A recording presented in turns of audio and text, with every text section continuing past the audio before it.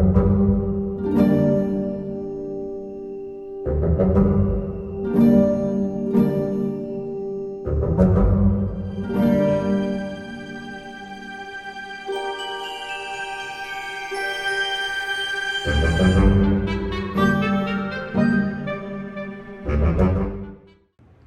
what's up, everybody? It is day 21 of 31 and 31, and yes, I know my blinds are all fucked up. That's because I had to put the AC unit upstairs so it wouldn't be so goddamn hot up here during the summer, and it's still got a little bit of heat almost going into November.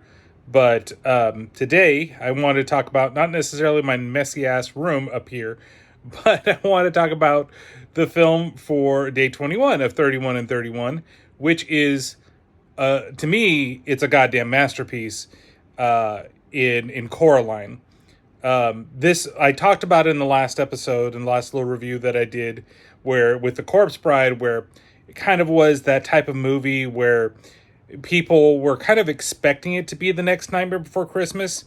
And honestly, to me, it's a good film, but Coraline, hands down, is like it's the movie that you need to watch, I think, in the Halloween season, especially if you have kids, man.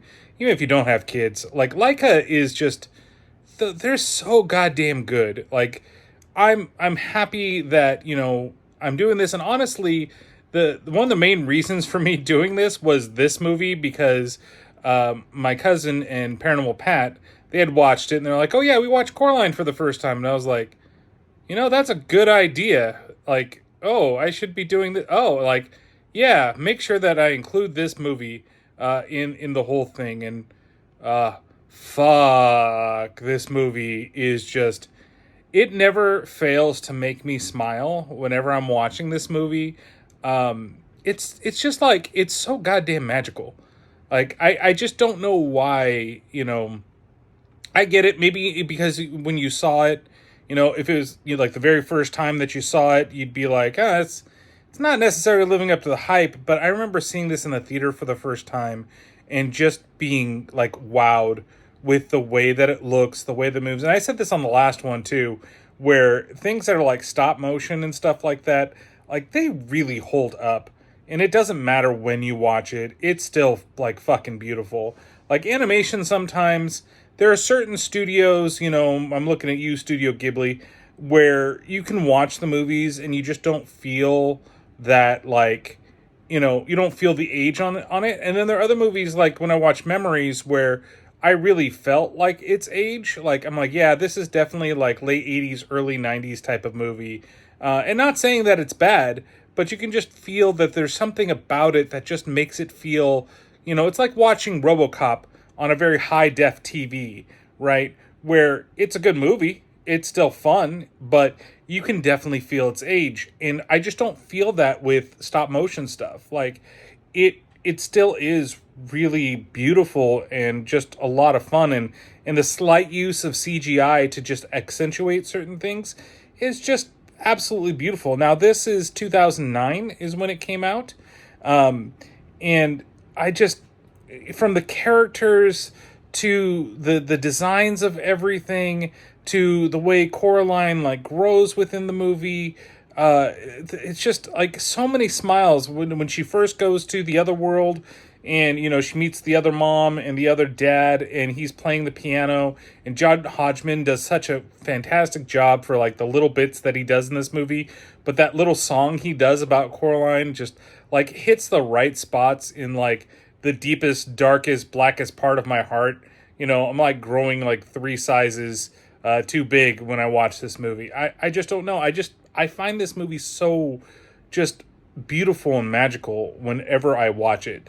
And it's another one of those movies on this list. Like this is a must watch. Like to me, for most people, I think this is a must watch. Like you kind of have to go, if you're thinking about watching an animated, at least kind of like horror-ish movie, like this is just the perfect one to watch. I just think it's for because it definitely isn't. It's a lot more like, I would say the beginning half of it is really more like adventurous and whimsical and fantasy like, But then when things start to go bad in this fucking movie for Coraline, it hits that horror spot. It has some really creepy scenes, especially when she has to collect all the things that she needs to, find her parents once again. Like the scene, you go through each of them, each of the little areas when you're on the outside, the giant mantis thing, and then you go to the circus area and you go to the opera house. Like, all of those are just creepy as hell and so fucking cool.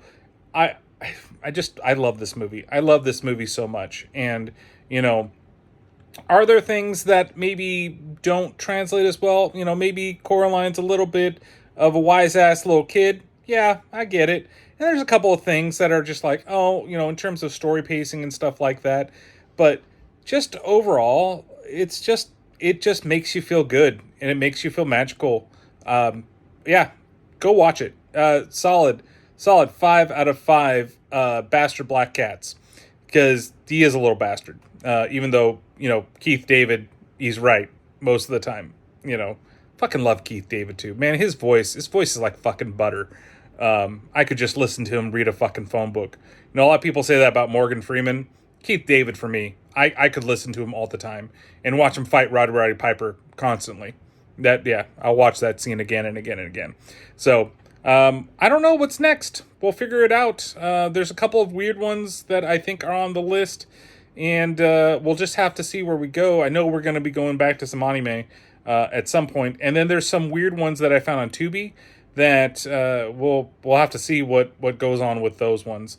And I cannot wait for the 31st for that movie to go on, because it's possibly one of my favorite movies of all time, and it's a movie that I've actually thought about doing a whole podcast on, but I just don't know the way that it would turn out. Probably be me gushing over the whole goddamn thing, but nonetheless, we'll see you tomorrow, and thanks for watching. I'll check you soon.